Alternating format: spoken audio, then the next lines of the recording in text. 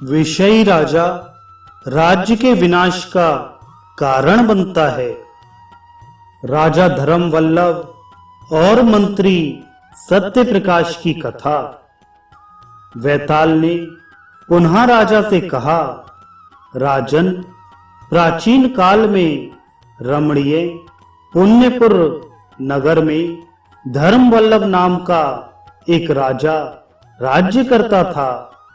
उसका मंत्री सत्य प्रकाश था। मंत्री की स्त्री का नाम था लक्ष्मी। एक बार राजा धर्मवल्लभ ने मंत्री से कहा, मंत्रीवर, आनंद के कितने भेद हैं, यह मुझे बताओ। उसने कहा, महाराज, आनंद 4 प्रकार के हैं। पहला, ब्रह्मचर्य आश्रम का आनंद, जो ब्रह्मानंद है, वह श्रेष्ठ है। दूसरा, गृहस्थ आश्रम का विषयानंद मध्यम है। तीसरा, वानप्रस्थ का धर्मानंद सामान्य है।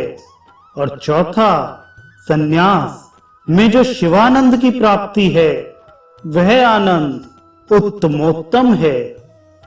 राजन, इनमें गृहस्थाश्रम का विषयानंद स्त्री प्रधान है, क्योंकि गृहस्थ आश्रम में स्त्री के बिना सुख नहीं मिलता।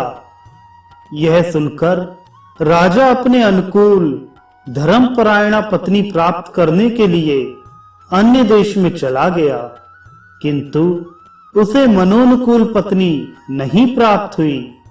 तब उसने अपने मंत्री से कहा, मेरे अनुरूप कोई स्त्री ढूंढो।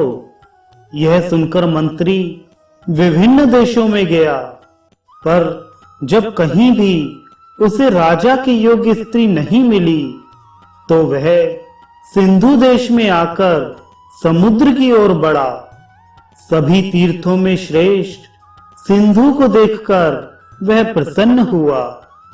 मंत्री सत्य प्रकाश ने समुद्र से इस प्रकार प्रार्थना की, सभी रत्नों के आलय सिंधु देश के स्वामिन, आपको नमस्कार है। शरणागत वत्सल, मैं आपकी शरण में आया हूं। गंगा आदि नदियों के स्वामी जलाधीश, आपको नमस्कार है। मेरे राजा के लिए आप उत्तम स्त्री रत्न प्रदान करें। यदि आप ऐसा नहीं करेंगे तो मैं अपने प्राण यहां दे दूंगा। नदीपति सागर यह स्तुति सुनकर प्रसन्न हो गए और उसे जल में विद्रुम के पत्तों वाले मुक्तारूपी फल से समन्वित एक वृक्ष को दिखाया, जिसके ऊपर मनोरमा सुकुमारी एक सुंदरी कन्या स्थित थी। पर कुछ ही क्षणों में देखते ही देखते वह कन्या वृक्ष सहित पुनः जल में लीन हो गई।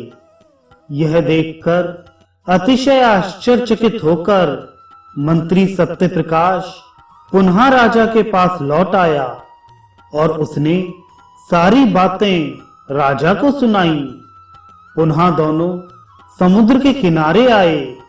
राजा ने भी मंत्री के समान ही कन्या को वृक्ष पर बैठे देखा और राजा के देखते ही वह कन्या पूर्ववत जल में प्रविष्ट हो गई। इस अद्भुत दृश्य को देखकर राजा भी समुद्र में प्रविष्ट हो गया तथा उसी कन्या के साथ पाताल में पहुंच गया और मंत्री वापस लौट आया। राजा ने कहा, वरानने, मैं तुम्हारे लिए यहां आया हूं। गंधर्व विवाह से मुझे प्राप्त करो। उसने हंसकर कहा, निरपश्रेष्ठ, जब कृष्ण पक्ष की चतुर्दशी तिथि आएगी, तब मैं देव मंदिर में आकर तुम्हें मिलूंगी। राजा लौट आया और पुनः कृष्ण चतुर्दशी के दिन हाथ में तलवार लेकर देवी के मंदिर में गया। वह कन्या राजा से पूर्व ही मंदिर में पहुंच चुकी थी। उसी समय बकवाहन नाम के एक राक्षस ने आकर उस कन्या का स्पर्श किया। यह देख राजा क्रोधांध हो गया। उसने राक्षस का सिर तलवार से काट दिया। पुनः उस कन्या से कहा, भामिनी, तुम सत्य बताओ, यह कौन था और यहां कैसे आया? उसने कहा, राजन, मैं विद्याधर की कन्या हूं। मेरा नाम मदवती है। मैं पिताजी की प्रिय कन्या हूं। एक बार मैं किसी समय वन में गई थी और भोजन के समय पिता माता के पास घर में नहीं पहुंच सकी थी। मेरे पिताजी ने ध्यान के द्वारा सारा वृत्तांत जान लिया। उन्होंने मुझे श्राप दे दिया कि मदवती कृषि चतुर्दशी को तुमको राक्षस ग्रहण करेगा। जब मुझे श्राप की बात मालूम हुई तब मैंने रोते हुए पिताजी से पूछा, देव, मेरी इस शाप से मुक्ति कब होगी? उन्होंने कहा, पुत्री, जब कृषि चतुर्दशी को कोई राजा तुम्हारा वरण करेगा तब तुम्हारे श्राप की निवृत्ति हो जाएगी। मदवती ने कहा, राजन, आपके अनुग्रह से आज मैं श्राप से मुक्त हो गई। आपकी आज्ञा पाकर अब मैं अपने पिता के घर जाना चाहती हूं। यह सुनकर राजा ने कहा, तुम मेरे साथ मेरे घर चलो।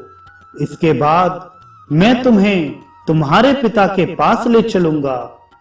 वह राजा की बात मानकर राजा के महल में आ गई और राजा से उसका विवाह हो गया। उस राजा के नगर में महान उत्सव हुआ।